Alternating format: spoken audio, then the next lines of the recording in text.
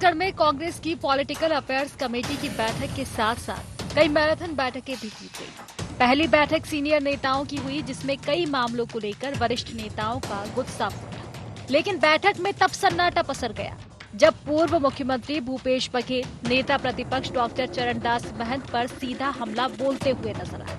भूपेश बघेल ने चरणदास महंत से पूछा, आप राज्य सरकार, मुख्यमंत्री और मंत्रियों पर हमला क्यों नहीं बोलते हैं?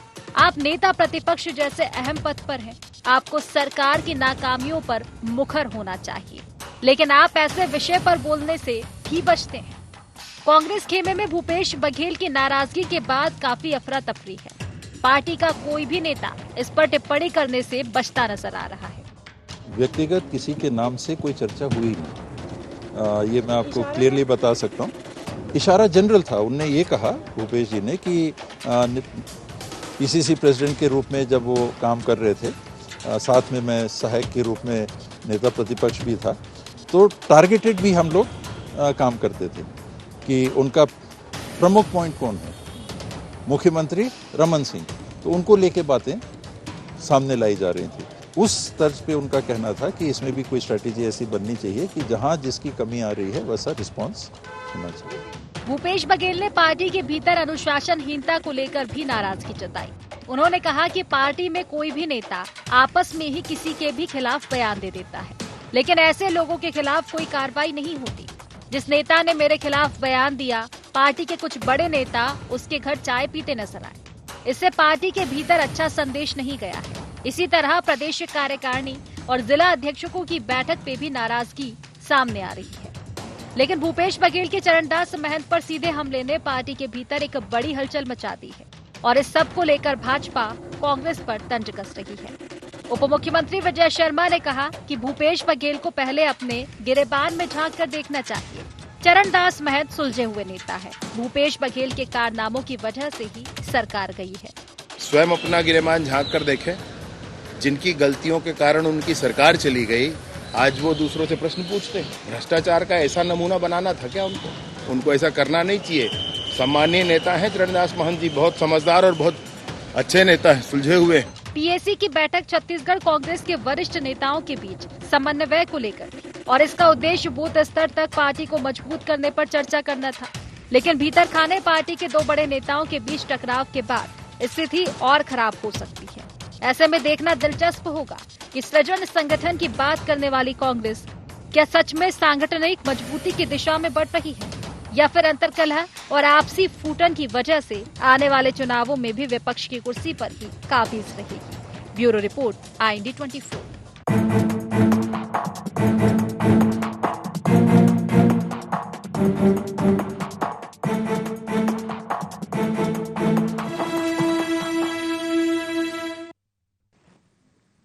नमस्कार, गोहार छत्तीसगढ़ देख रहे हैं आप और मैं हूं आपके साथ खुशी व्यास। कांग्रेस में कलह अक्सर ये सुर ना सिर्फ छत्तीसगढ़ में बल्कि देश भर में देखने को मिलता है, जो कि कांग्रेस के ही अंदर खेमे की आवाज ये सुनाई देती है। अब एक बार फिर से यही आवाज छत्तीसगढ़ की सियासत में सुनाई दे रही है। दरअसल छत्तीसगढ़ में कांग्रेस की पॉलिटिकल अफेयर्स कमेटी की बड़ी बैठक हुई, जिसमें कांग्रेस के सीनियर नेता सचिन पायलट मौजूद रहे। अब ये बैठक बहुत हंगामेदार रही है, क्योंकि इस बैठक में पूर्व सीएम भूपेश बघेल को काफी नाराज बताया गया। अन्य वरिष्ठ नेताओं ने भी जिम्मेदारी नहीं मिलने की बात की। तो कांग्रेस के इस पीएसी बैठक में क्या कुछ हुआ, इसी को लेकर आज हम चर्चा करेंगे, क्योंकि इसी पर सियासत मची हुई है। कहा यह भी जा रहा है कि भूपेश बघेल ने कई सीनियर नेताओं पर भी सवाल उठाए हैं। तो आज इसी को लेकर चर्चा करेंगे, लेकिन उससे पहले गौहार पॉइंट्स जान लेते हैं। छत्तीसगढ़ कांग्रेस में कब थमेगी अंतर्कलह? क्या एक मत नहीं पार्टी के वरिष्ठ नेता? भूपेश ने क्यों लगाए चरणदास महंत पर आरोप? बीजेपी ने महंत को क्यों बताया सुलझा हुआ नेता?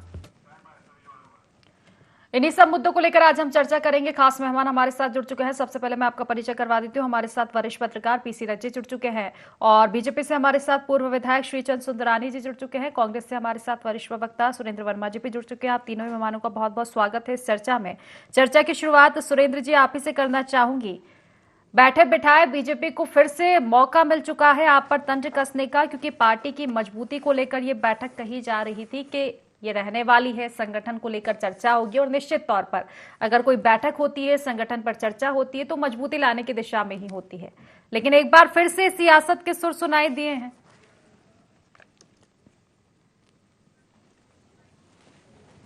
देखिए खुशी जी, आंतरिक कलह और आंतरिक लोकतंत्र में जो है अंतर है, और भारतीय जनता पार्टी को नैतिक अधिकार नहीं है कांग्रेस के संगठनात्मक विषय पर बात करे। सत्ता में झूठे वादे करके ये आ तो गए हैं, लेकिन पिछले 1.5 साल का समय इनका हो चुका है, और प्रदेश में जो अराजकता है उस पर जवाब देने के बजाय कांग्रेस के अंदर खाने में झांकना बंद करें। कांग्रेस में अभिव्यक्ति की आज़ादी है। प्रत्येक नेता कार्यकर्ता जिस तरह से अपनी बात रखते हैं, सलाह सुझाव अभिमत का पूरा सम्मान है। और उसी संदर्भ में कल चर्चा हुई। पॉलिटिकल अफेयर जो है प्रदेश की सबसे बड़ी कमेटी होती है जिसमें निर्णय लिए जाते हैं, समीक्षा होती है पुराने समय की और आने वाले समय में पार्टी को क्या करना है, किस तरह से करना है। तो तमाम नेता और लगातार देखिए भूपेश बघेल जी लगातार हर मोर्चे पर इस सरकार की असफलता को लेकर सवाल उठाते रहे हैं। हर मोर्चे पे भाजपा घिरते रही है। न केवल भूपेश बघेल बल्कि पूरी प्रदेश कांग्रेस कमेटी दीपक बैज जी के नेतृत्व में जो काम कर रही है, जो सरकार की असफलता के खिलाफ, जो बिगड़ती कानून व्यवस्था के खिलाफ, जो रेत तस्करों का आतंक है, जो खाद बीज की समस्या है, जो शिक्षा विभाग में जो प्रयोग किए जा रहे हैं युक्तियुक्तकरण के नाम पर शिक्षकों के पद घटा दिए गए, तो वो तमाम मुद्दे हैं जिसको लेकर दीपक बैज जी आंदोलित रहे, लगातार पदयात्रा निकाले। महेंद्र जी ने जिस प्रकार से नेतृत्व किया कांग्रेस विधायक दल का सदन के भीतर, जिस प्रकार से उन्होंने लगातार आवाज उठाई, चाहे वो मुआवजा घोटाले का हो, चाहे वो धान खरीदी में भ्रष्टाचार का हो। पिछले खरीफ सीजन का जो है 1000 करोड़ से अधिक का नुकसान हुआ था। अभी 35 लाख मीट्रिक टन धान खुले में पड़े हैं संग्रहण केंद्रों में। तो सरकार को उस तरफ ध्यान देना चाहिए, न कि कांग्रेस के आंतरिक मामलों में जाके। आज तो प्रेस वार्ता में हमारे प्रभारी जो है सचिन पायलट जी ने बहुत स्पष्ट तौर पर कहा, सारे नेता जिन पर भारतीय जनता पार्टी के नेता ये आरोप लगाते हैं कि अंतरकलह है, सारे एक मंच पर बैठे थे, एक सुर में जो है इस सरकार की नाकामी को लेकर आने वाले दिनों में कांग्रेस के प्रोग्राम के बारे में जानकारी दी गई और इनकी नाकामी गिनाई गई। जिस तरह से अघोषित बिजली कटौती शुरू हो गया है, जिस प्रकार से पूरे प्रदेश में हाहाकार है, नकली शराब, अवैध शराब, मिलावटी शराब बेचे जा रहे हैं, जिस प्रकार से कानून व्यवस्था बदहाल है, पुलिस के सिपाही तक सुरक्षित नहीं है, रेत के तस्कर खुलेआम कुचल के मार दे रहे हैं। तो भारतीय जनता पार्टी की नाकाम सरकार ध्यान भटकाने के लिए इस तरह से मुद्दे उठाती है और ऐसे तथ्यहीन आरोप लगा के ये कहते हैं कि अंतरकलह है। अंतरकलह नहीं है।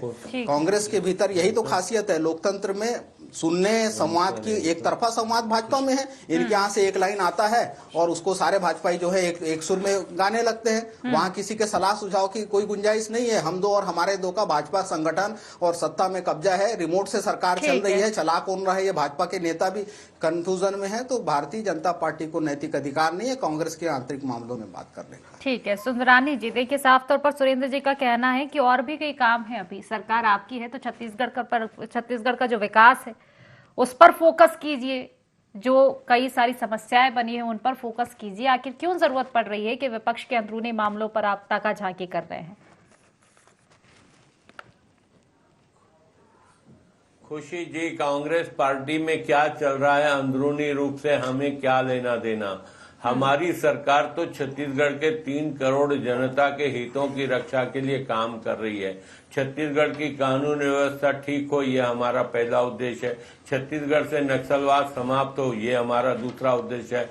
मातारी वंदन योजना की किस्त हर महीने बहनों को, माताओं को मिले, ये हमारा उद्देश्य है। हमारी उद्देश्य है कि किसान को 3100 रुपए का धान खरीदने का, बेचने का अवसर मिले और हम उसको खरीदें। इसके लिए हम काम कर रहे हैं। हम युक्तियुक्तकरण के माध्यम से शिक्षा को ठीक ठाक करना चाहते हैं, जिसको भूपेश बघेल की सरकार ने 5 साल में बदहाल कर दिया था। हम बस्तर को पूरी तरह से नक्सलवाद से मुक्त कराने के पीछे लगे हुए हैं। 31 मार्च 2026 तक हम नक्सलवाद से मुक्त कर देंगे। अब रहा सवाल, कांग्रेस पार्टी एक राजनीतिक दल है। अगर आग लगती तो धुआं तो उठेगा निश्चित रूप से।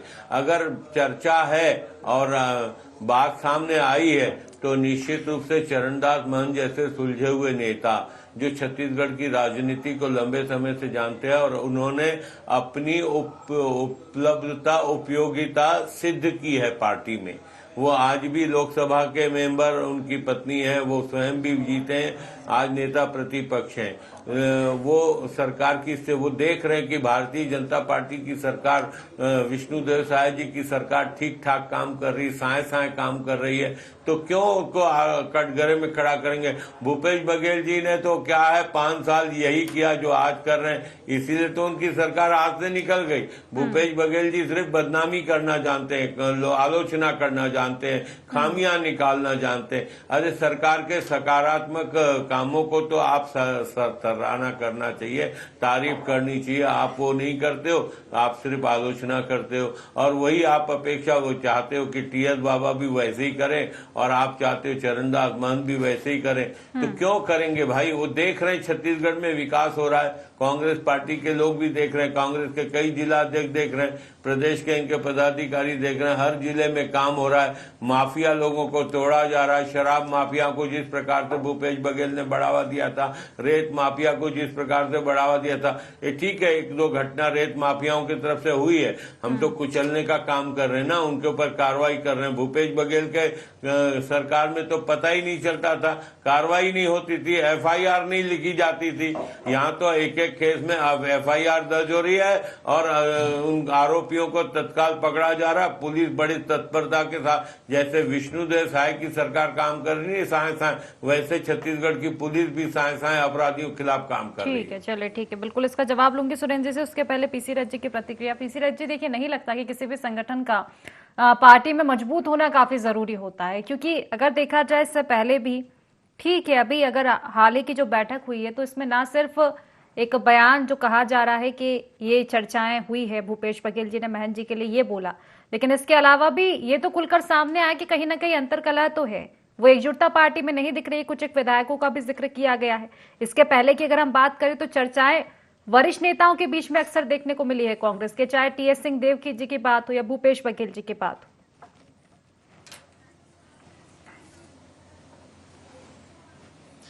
जी, निश्चित रूप से कांग्रेस में जब जब भी एकता के प्रयास होते हैं तो कहीं ना कहीं उसमें अनेकता जो है वो नजर आने लगती है। कहीं ना कहीं उनके आपसी जो स्टेटमेंट अलग अलग होते हैं, और ये शायद कांग्रेस का आंतरिक लोकतंत्र भी है जो इस तरह से एक दूसरे की आलोचना करने का उनको अवसर देता है, और वो चीजें कहीं ना कहीं से मीडिया में भी आ जाती हैं और ये मुद्दा बन जाता है। तो मुझे लगता है इस बार भी ऐसा ही हुआ है कि उनके प्रदेश प्रभारी जैसे आते हैं पायलट यहाँ मीटिंग लेते हैं, और उसमें सारे बड़े नेता आते हैं और अपने भीतर का गुबार निकालते हैं, और अपने को जो उनको तवज्जो नहीं मिल रही या उनको किसी तरह से अगर संगठन में महत्व नहीं मिल रहा है, या उन्हें लगता है कि सरकार का मुकाबला जैसा करना चाहिए वैसा प्रतिपक्ष के रूप में नहीं हो रहा है, तो वो सब बातें खुलकर वो सामने रखते हैं।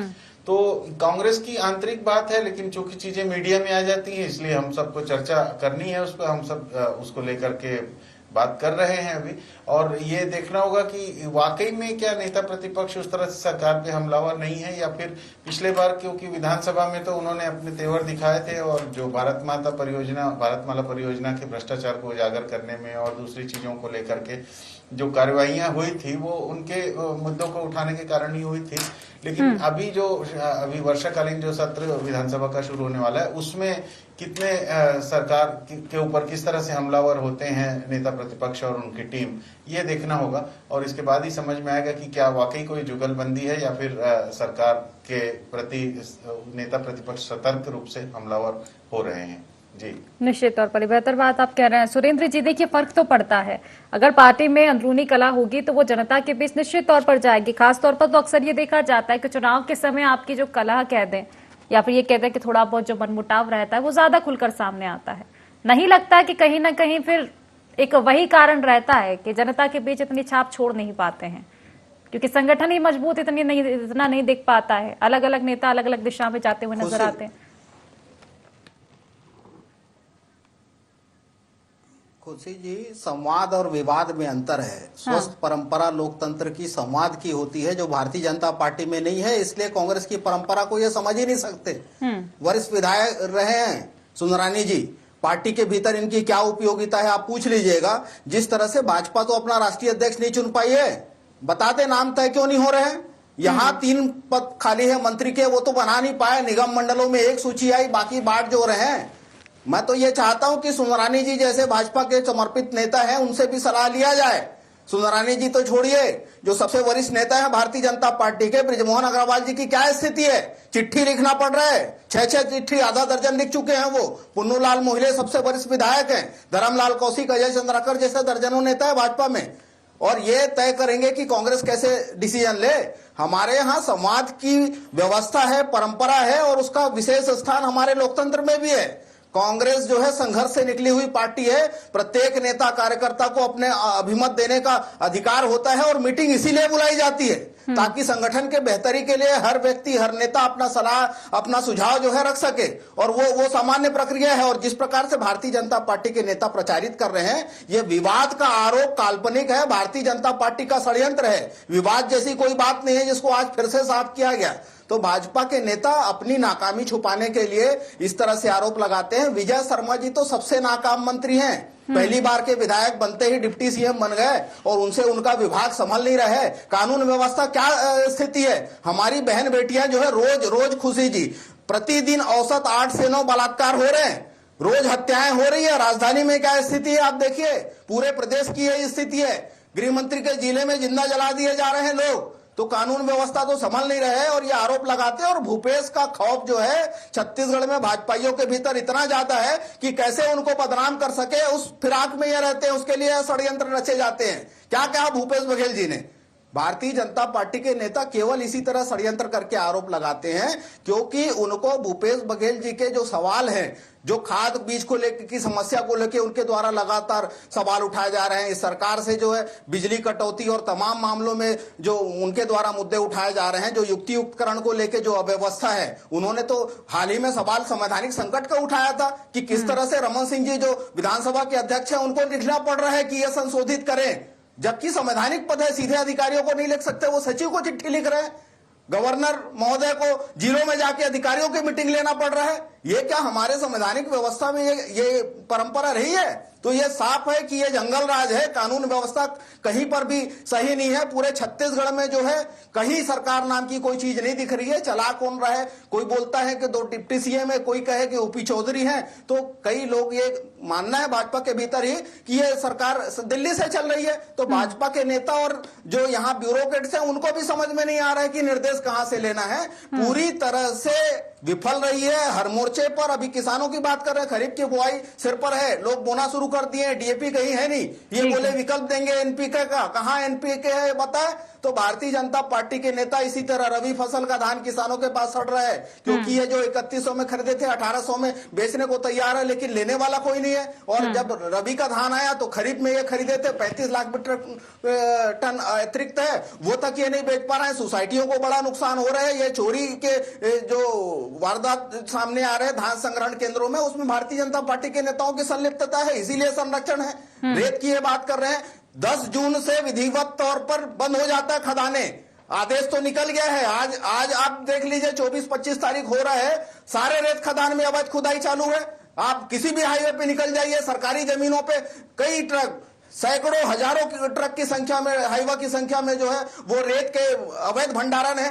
तो ये किसके संरक्षण में हो रहा है? तो ठीक है, चलिए जवाब ले लेते हैं, बिल्कुल जवाब ले लेते हैं। सुंदरानी जी, बात घूम फिर कर वहीं आती है कि फोकस अब छत्तीसगढ़ के विकास पर होना चाहिए। दूसरी चीज, अगर किसी भी घर में बर्तन रहेंगे तो बचेंगे, यानी कि साफ है कि पार्टी में अंतरकलह तो रहती है।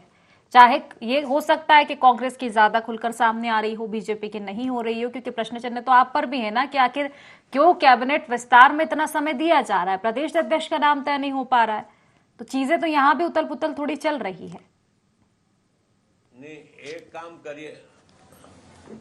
एक काम करिए खुशी जी, आज की बैठक तो आपने कांग्रेस के अंतरकलह पे रखी है डिबेट। आप कल एक डिबेट रख लीजिए छत्तीसगढ़ में विकास पे। 5 साल के भूपेश बघेल की सरकार और 18 महीने की विष्णुदेव साय की सरकार, ये इस विषय पे एक डिबेट रखिए। मैं आऊंगा पूरे डिटेल के साथ और आप जज बनिएगा, आप तुलना करिएगा कि 18 महीने में काम हुआ है कि 5 साल में काम हुआ है। लूट मची थी 5 साल की सरकार में। ये क्या हमसे विकास के दावों पे बात करेंगे? विकास जो आज छत्तीसगढ़ दिखता है सुंदर, ये डॉक्टर रमन सिंह जी की देन है, भूपेश बघेल की देन नहीं है। एक काम भूपेश बघेल ने स्वीकृत नहीं किया था, जो हमारे किए हुए काम का भूमि पूजन किया, लोकार्पण किया, इसके अलावा कोई काम नहीं किया। हम चुनौती के साथ बैठने को तैयार है। खुशी जी, आप आयोजन करिए ना, आप उसकी जज बनिएगा, हम सारे तथ्य रखेंगे। और सुरेंद्र वर्मा जी को भी बुला लीजिए, स्वयं भूपेश बघेल जी को भी बुला लीजिए, मैं स्वयं भूपेश बघेल जी से डिबेट कर लूंगा और आप जजमेंट करिएगा एक जज के नाते। ये क्या सवाल उठाएंगे विकास पे, ये क्या सवाल उठाएंगे विजय शर्मा जी के ऊपर? अरे एक नौजवान गृह मंत्री मिला है जिसने नक्सलियों की कमर तोड़ दी। छत्तीसगढ़ से नक्सलवाद समाप्त करने का जो सपना हम कभी सोचते थे, आज वो सपना साकार होने की दिशा में हम आगे बढ़ रहे हैं। उस गृह मंत्री को तो इनको पीठ थपथपाना चाहिए, उनकी आलोचना करते हैं। ऐसे नौजवान गृह मंत्री ने आज छत्तीसगढ़ की कानून व्यवस्था को ठीक करके रखा है। आज वो हर मोर्चे पे लड़ रहे हैं। जिनकी पीठ ये इनकी कानून व्यवस्था की परिभाषा है ठीक होने की। ये कानून व्यवस्था की परिभाषा है ठीक होने की। अगर आपकी सरकार, ये कानून व्यवस्था की परिभाषा है, शर्म आनी चाहिए भारतीय जनता पार्टी की सरकार को। अडानी का विकास छत्तीसगढ़ का विकास नहीं हो सकता। कारपोरेट का लूट का चारागाह बना दिया। कोल इंडिया लिमिटेड, एसीसीएल की खदानें अडानी को, जंगल कटवा दिया हसदेव का, एएमडीसी का नवाब बेच रहे, 3 खदानें आरसेलरमित्तल को, उनका को दे दिए। महानदी को खदान सागर छत्तीसगढ़। ठीक है, एक करके प्रतिक्रिया रखिए प्लीज। देखिए आवाज, गुलाम के तौर पर सरकार चला रहे हैं। ये क्या विकास है? ये विकास की परिभाषा है। ये जंगल राज इनका कानून व्यवस्था है। ये जंगल राज इनके लिए कानून व्यवस्था है। विकास की हम चर्चा करने को तैयार हैं। आप कल भूपेश बघेल जी को बुला लीजिए, मुकाबला करेंगे, बात रखेंगे और हम रखेंगे तथ्यों के साथ कि हमने 15 साल में क्या किया। कितने दुष्कर्म हुए 18 महीने की सरकार में? बताइए 1.5 साल में कितनी हत्याएं हुई? विजय शर्मा जी जैसे गृह मंत्री, सबसे निकम्मे मंत्री है विजय शर्मा जी, सबसे नाकाम मंत्री है विजय शर्मा जी। अरे केवल वसूली, केवल वसूली। ठेके पर सरकार चल रही है, ठेके पर सरकार चल रही है। स्वास्थ्य विभाग में क्या हाल है, क्या स्थिति है? जिसने दवा जांच और इलाज के अभाव में लोग मजबूर है। चलिए ठीक है। चलिए एक करके प्रतिक्रिया, एक करके। देखिए समय की कमी रहेगी फिर। जो काम आप लोग आयुष्मान का भुगतान नहीं हुआ पिछले 17 महीनों से, 40 साल नहीं कर पाए नक्सलवाद का काम आप, लेकिन 18 विजय शर्मा जी से तो पूछे नहीं जा रहे। विजय शर्मा जी मुख्यमंत्री के दावे को खारिज करते हैं। ये यहाँ की स्थिति है। ठीक है, चलिए देखिए आप दोनों बोलेंगे, समझ कुछ आ नहीं पा रहे। एक करके प्रतिक्रिया। मैंने खारिज किया। खुशी जी मेरा निवेदन है, कर्रे गुट्टा की पहाड़ी में जब अभियान चल रहा था, यही विजय शर्मा जो गृह मंत्री हैं, डिप्टी सीएम है, मुख्यमंत्री के दावे को एक लाइन में खारिज किया। और जिस प्रकार से अभी बातें सामने आ रही है, जिस प्रकार से एक मध्याह्न भोजन के रसोइयों को मार के नक्सली बता दिया गया, तो आदिवासियों के सीने में गोली चला के ये केवल खदान और संसाधन लुटाना चाहते हैं अपने पूंजीपति मित्रों को। लेकिन थोड़ा सब्र कीजिए ना सुरेंद्र जी। देखिए अक्सर इस पर डिबेट होती है, यही कहना होता है कि पहले नक्सलवाद का खात्मा तो हो जाए। ठीक है, चलिए फिलहाल समय की कमी है। पीसी रथ जी से अंतिम प्रतिक्रिया लूंगी, उसके बाद चर्चा को मैं समाप्त करूंगी। पीसी रथ जी, देखिए तुलनात्मक अध्ययन एक बार फिर से शुरू हो चुका है कि आखिर विकास किसने किया, लेकिन क्या आपको लगता है कि ठीक है अंतर्कलह तो चलती रहती है, लेकिन बीजेपी को लेकर भी एक बात जो कही जा रही है कि अभी तक कैबिनेट का विस्तार नहीं हुआ है, इसका कितना असर विकास कार्यों पर पड़ सकता है? चलिए ठीक है, समय की कमी है। पीसी रथ जी से अंतिम प्रतिक्रिया। ठीक है पीसी रथ जी, देखिए एक पक्ष और विपक्ष लोकतंत्र में स्वाभाविक तौर पे होते हैं और दोनों के बीच में विवाद होना स्वाभाविक है। मूल बात यह है कि जनता को केंद्र में रख के क्या हमारी नीतियां बनी हैं, क्या हमारी नीतियों से जनता को कुछ फायदा हो रहा है। ये बात सही है कि रेत के खदानों को लेकर के बहुत ज्यादा आपराधिक गतिविधियां सामने आ रही हैं और सरकार का कहीं ना कहीं नियंत्रण उस पर नहीं है, या फिर किसी राजनीतिक लोगों के स्वार्थ की वजह से रेत के खदानों की यही स्थिति है। एक तरफ उपभोक्ता को बहुत ज्यादा भुगतान करके रेत मिल रहा है, जो मकान बनाने वाले लोग हैं जो उस तरह से परेशान है उसकी वजह से, और दूसरी तरफ ये है कि अवैध खदानें चल रही हैं और कहीं ना कहीं पर्यावरण को नुकसान उससे पहुंचता है। और रेत को एकदम निर्ममता से अगर नदियों से निकालेंगे तो आगे चल के नदियों की स्थिति चिंताजनक होगी। तो उसको समझना होगा और सरकार को उसमें निश्चित अपनी कड़ाई तमाम से चीजों पर नीतियां, फोकस करना जरूरी है, लागू क्योंकि करनी चाहिए, नक्सलवाद पर व्यवस्था निश्चित बनानी तौर पर चाहिए। कार्रवाई हो रही है, दूसरी लेकिन तरफ, तमाम अगर और भी समस्याएं राजनीतिक दलों के जी। आपसी संगठन में जो भी गतिविधियां होती हैं उसको लेकर के वो स्वयं बता सकते हैं कि उनका संगठन क्या करना चाहता है। जैसे कांग्रेस की जो मीटिंग हुई थी वो एक तरह से एकजुटता के लिए और 7 तारीख को उनके राष्ट्रीय अध्यक्ष के कार्यक्रम की तैयारी के लिए वो बैठे थे। निश्चित लेकिन ये जो स्थिति है उसमें ये देखना जरूरी होगा कि आगे आने वाले दिनों में किस तरह से विधानसभा जो जो अभी वर्षाकालीन सत्र होगा उसमें क्या नेता प्रतिपक्ष के रूप में चरणदास महंत और बाकी कांग्रेस के विधायक जो हैं वो सरकार को निश्चित अभी सबसे बड़ी बात होगी देखने वाली कि क्या अब एकजुटता देखने को कांग्रेस में लेगी, क्योंकि लगातार इस तरह की चर्चाएं तो फिलहाल सामने आती रही है। निश्चित बेहतर बात आप कर रहे हैं पीसी रथ जी, फिलहाल क्योंकि जी से काम करें। बिल्कुल फिलहाल क्योंकि समय की कमी, इसलिए चर्चा को ही समाप्त करना पड़ेगा। आप तीनों मेहमानों का बहुत बहुत शुक्रिया इस चर्चा में जुड़ने के लिए। तो एक बार फिर से कांग्रेस के अंतर्कलह की गूंज सुनाई दे रही है, इसको लेकर फिर से सियासत लगातार जारी। अब सबसे बड़ा सवाल यही है कि अक्सर वरिष्ठ नेताओं की आपसी चर्चा कांग्रेस में सुनाई देती है, इसको लेकर बीजेपी को भी बैठे बैठाए तंज कसने का मौका मिल जाता है। लेकिन प्रश्न चिन्ह तो बीजेपी पर भी है कि अंतर्कलह सभी पार्टियों में होती है, लेकिन इसका असर कितना पड़ता है छत्तीसगढ़ की जनता पर, ये तमाम चीजें देखने वाली बात होगी कि अब क्या मजबूती संगठन में कांग्रेस की आएगी। फिलहाल गुवाहाटी छत्तीसगढ़ में बस इतना ही। आप बने रहिए IND 24 के साथ। नमस्कार।